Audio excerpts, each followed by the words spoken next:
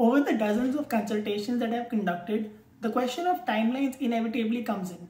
So I decided that I'll be creating this video dedicated to the question of timelines and answer how to create your own French timelines, what should be your expectation in terms of how much time it takes to learn French, and most importantly, when to know that now you are ready to give the exam. So let's get started. Now before I give my opinion about this, let's see what Google has got to say about this. So I typed learn French from scratch, time needed, and these are the results that Google showed.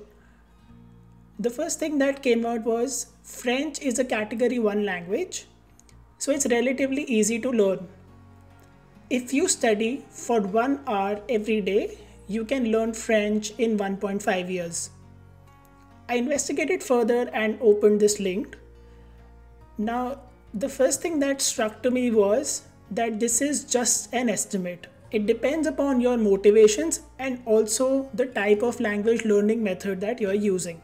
If you study for 1 hour every day, you can learn French in 1.5 years. Now, you have to take these estimates with a grain of salt. Not just with a grain of salt, I'll take these estimates with a lot of salt. Now, of all the people I know who have cleared this exam, I've never heard that anyone has been able to do it with only 1 hour of study per day and they did it in 1.5 years. In fact, the average timeline of most successful candidates is around 2 years. So it takes 2 years on an average for working professionals who are clearing the TEF Canada exam.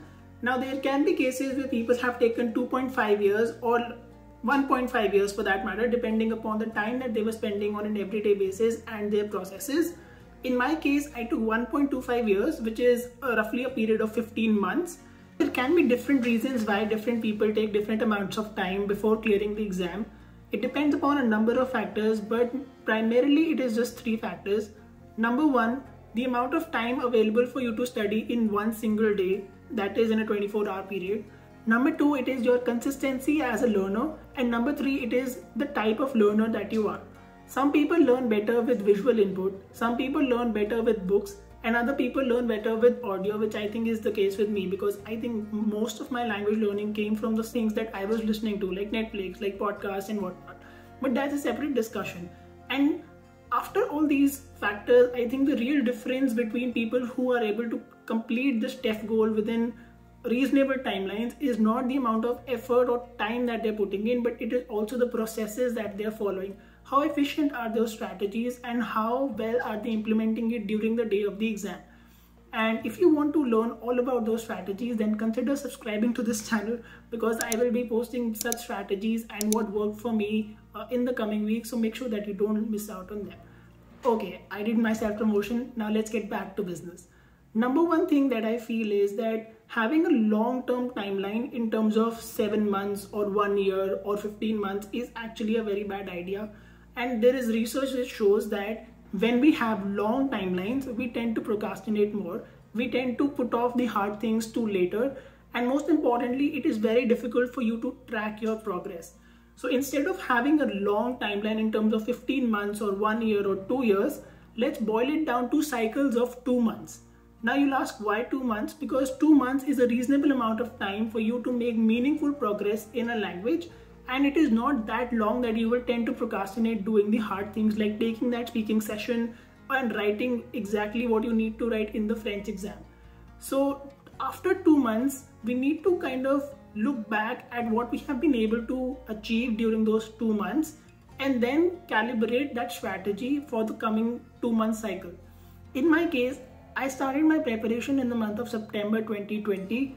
And over the course of my preparation, I also took a 3-month break. Despite that, by the month of December 2021, I started feeling ready for the exam because I could hold a conversation, I could practice and understand most of the listening comprehension questions on prepmyfuture.com.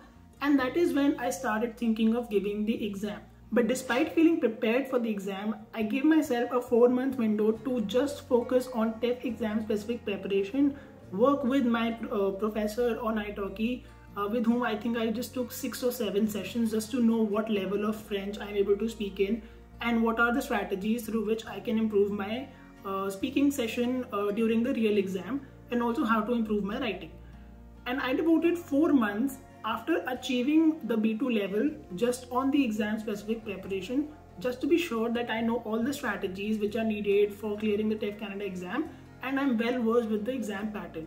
It is not just about that you have reached a certain level in the language, it is also about how much you are able to translate that level into real exam results, and for that TEF focused preparation is important.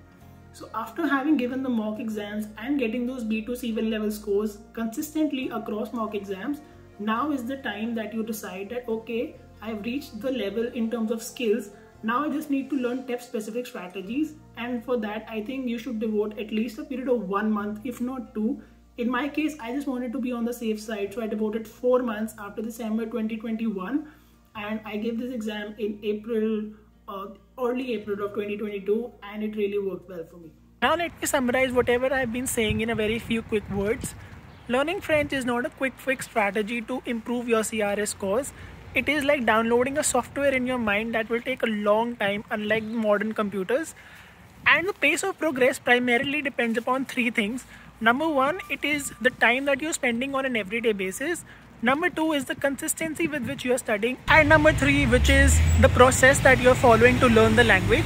I've been conducting one-on-one consultations and people usually have very good things to say about it. So if you want me to help you in planning your own timeline, or if you're stuck somewhere and you want some help with someone who has seen the process before, feel free to book a consultation using the link below, and I'll see you in the next video. Bye.